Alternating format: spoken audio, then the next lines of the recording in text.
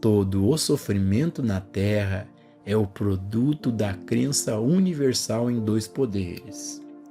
E, portanto, a harmonia universal só será restaurada quando Deus for revelado como onipotência.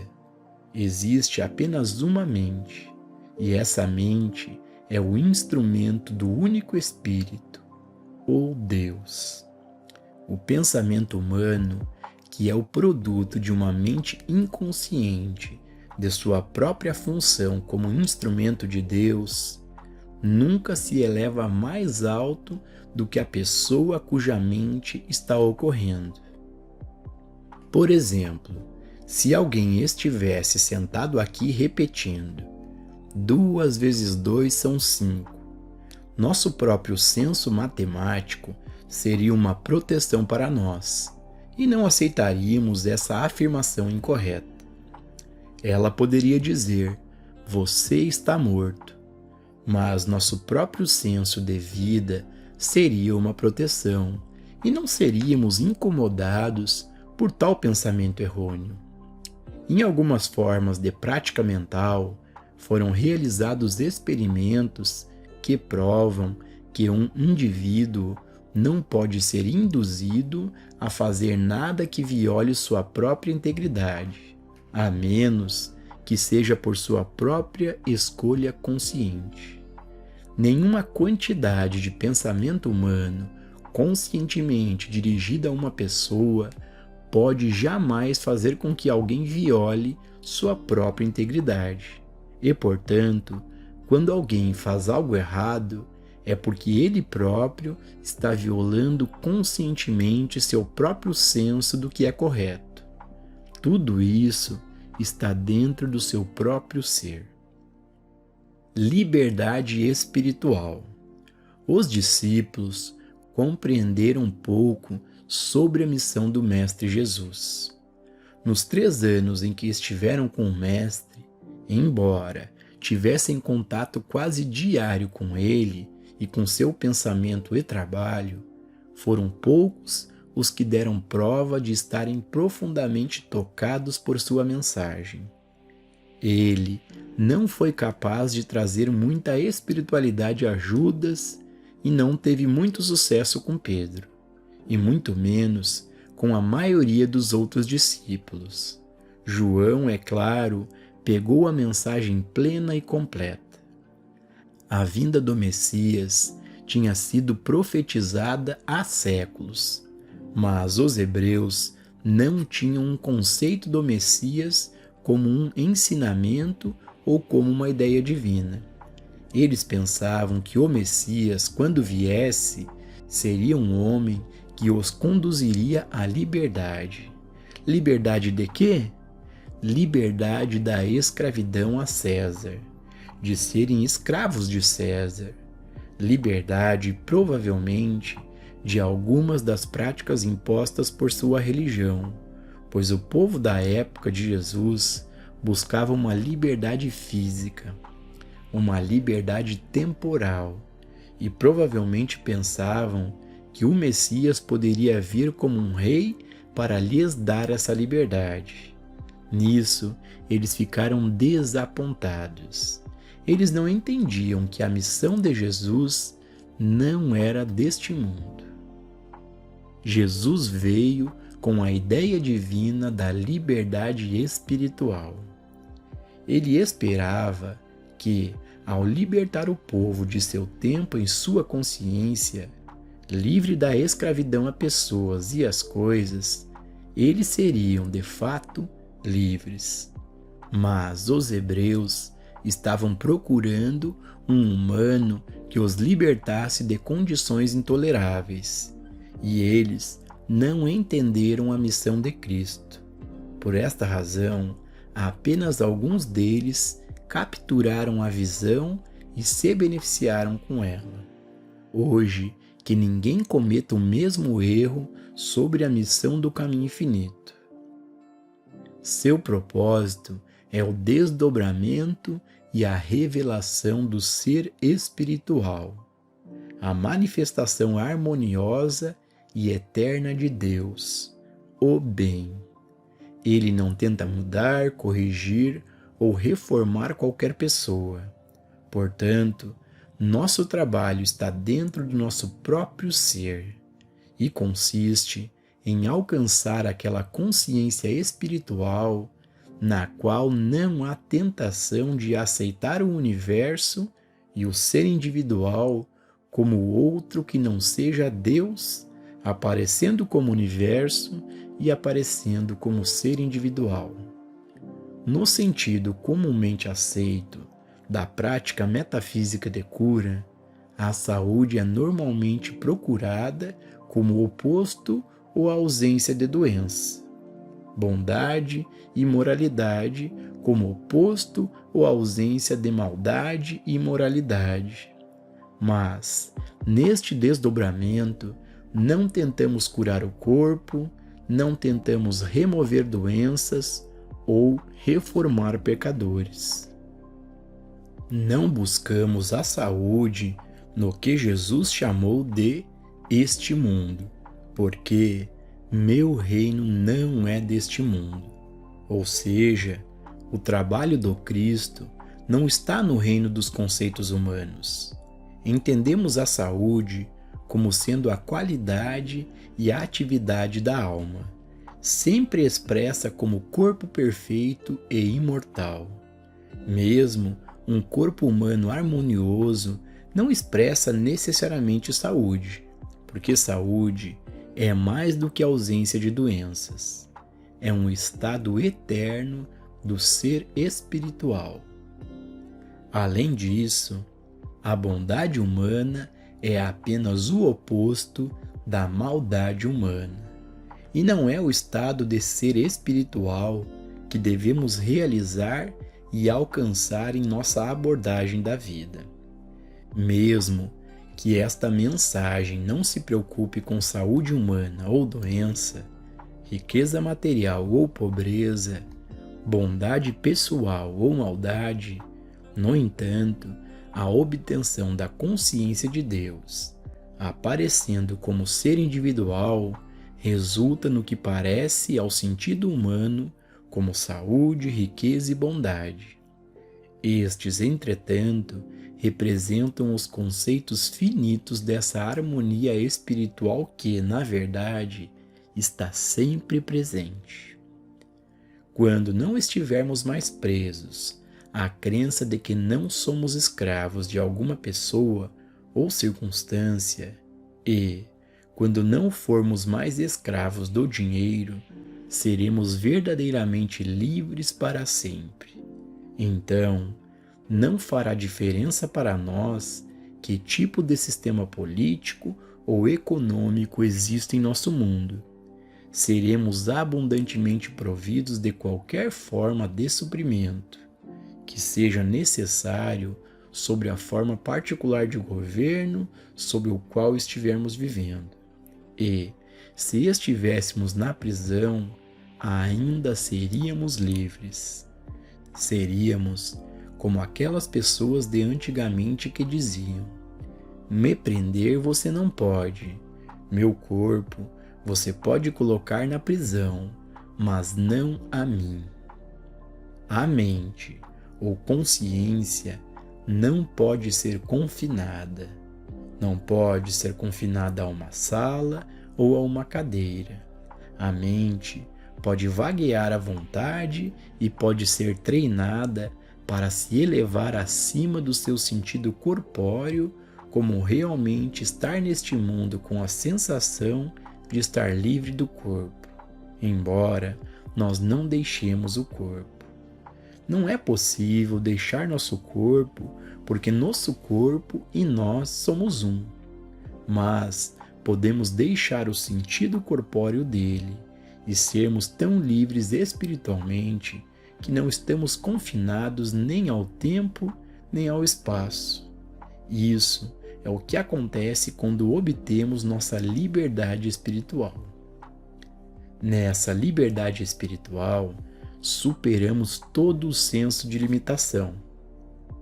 Por exemplo, não deixamos de usar dólares, mas não nos preocupamos com eles, os dólares virão, e mesmo que continuemos a usá-los, não seremos mais limitados ou confinados pelo conceito de que os dólares constituem o suprimento. Enquanto pensarmos em dinheiro como suprimento, não teremos liberdade de suprimento. Mesmo que nossos rendimentos sejam duplicados, não devemos nos congratular por termos feito uma demonstração, se ainda acreditamos que dinheiro é suprimento. Dinheiro não é suprimento. Eu sou suprimento. Consciência é suprimento.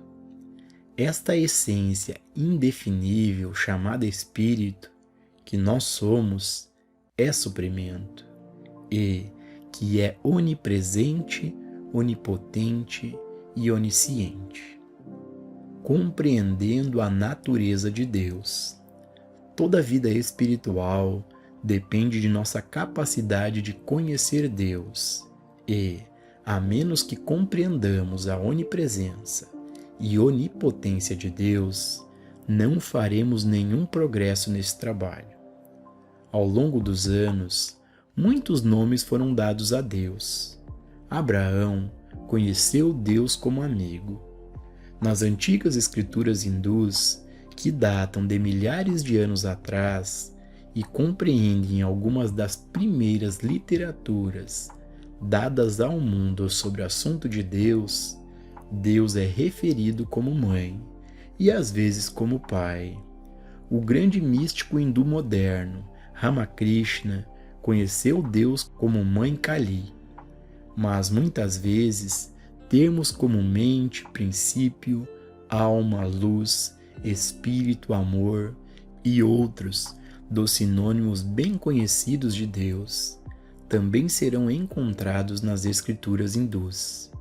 No entanto, como era da natureza dos primitivos hindus, como dos primitivos hebreus, a personalização. Eles se aproximaram de Deus da maneira que eles melhor entendiam, como uma mãe amorosa e, ocasionalmente, como pai. No século XIX, estudiosos do sânscrito traduziram muito dos grandes clássicos hindus para os idiomas alemão e inglês, de modo que, pela primeira vez, o Ocidente teve a oportunidade de se familiarizar com a terminologia hinduísta. O resultado foi que muitos dos seus conceitos de Deus penetraram na literatura do século XIX. O termo pai e mãe, como sinônimo de Deus, ganhou ampla aceitação através de sua incorporação ao ensino da ciência cristã por Mary Baker Eddy. Através do uso deste termo na literatura da ciência cristã, ele foi mais tarde incorporado em muitos outros ensinamentos metafísicos. E assim, Deus tem sido conhecido como mãe, às vezes como pai e também como pai-mãe.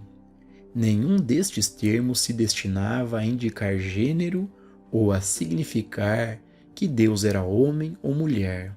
Ao invés disso, tais termos conotam as qualidades ternas, amorosas e protetoras de uma mãe, e as qualidades severas, legisladoras, protetoras, sustentadoras e mantenedoras de um pai.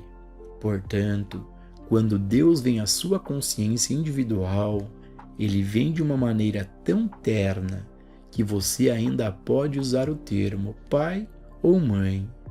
Mais e mais pessoas, entretanto, estão começando a pensar em Deus como luz e vida.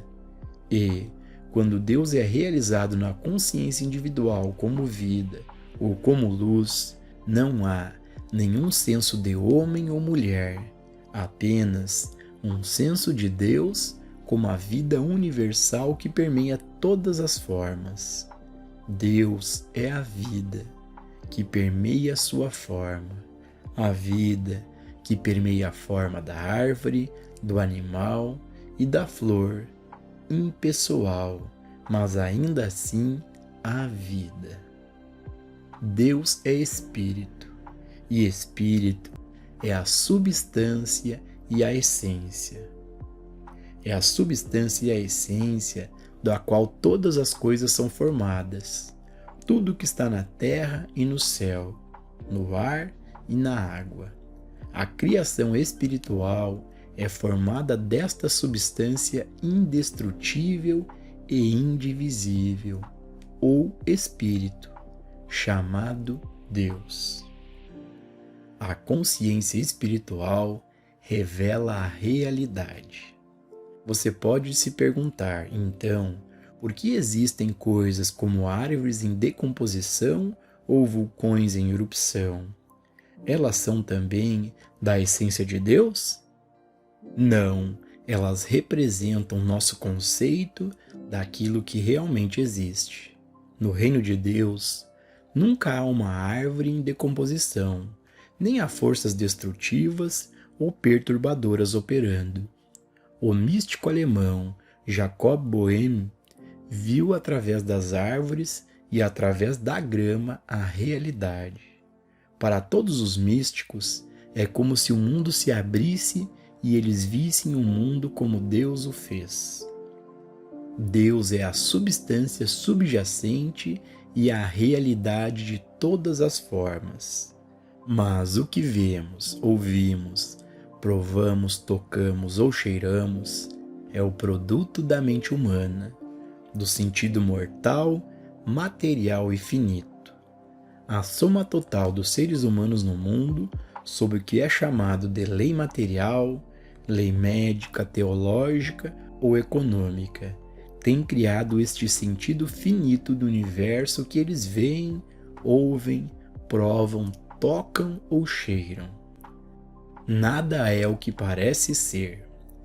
Todos nós poderíamos olhar para o mesmo objeto e todos nós poderíamos vê-lo de maneira diferente. Por quê? Porque cada um de nós o interpreta à luz da educação, do meio ambiente e do histórico de sua experiência individual. Compreender que o que vemos representa apenas nosso conceito daquilo que realmente existe é importantíssimo, porque, sob este ponto, fazemos ou perdemos nossa consciência curativa.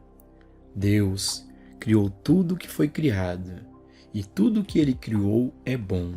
Portanto, todo este mundo, seja visto como seres humanos, animais ou plantas, é Deus manifesto. Mas, quando o vemos, não o vemos como é, vemos apenas nosso conceito finito dele. Isso é de vital importância porque é nessa premissa que toda a cura espiritual se baseia. E a falta de reconhecimento deste ponto é responsável por 95% do fracasso na cura espiritual. Muitos metafísicos estão tentando curar o corpo físico, e ele não pode ser curado, porque não há nada que um metafísico possa fazer a um corpo físico. Mas, quando ele muda o seu conceito de corpo, o corpo responde a esse conceito superior. Então o paciente diz: eu fui curado. Ele não foi curado, ele estava perfeito desde o início. O que estava errado não era o corpo, mas seu falso conceito de si mesmo e de seu corpo. Se você conseguir captar essa ideia, pode evitar de cometer o erro fatal de tentar curar alguém ou o corpo de alguém. Quando vejo seu corpo através do sentido espiritual, o vejo como Deus fez. E você declarará que foi curado. A criação de Deus está intacta, é perfeita e harmoniosa. E essa criação perfeita e harmoniosa está bem aqui e agora. Mas isto não pode ser visto com os olhos físicos. Só pode ser discernido através da visão espiritual, do sentido espiritual, através da consciência espiritual ou do que é chamado de Cristo consciência.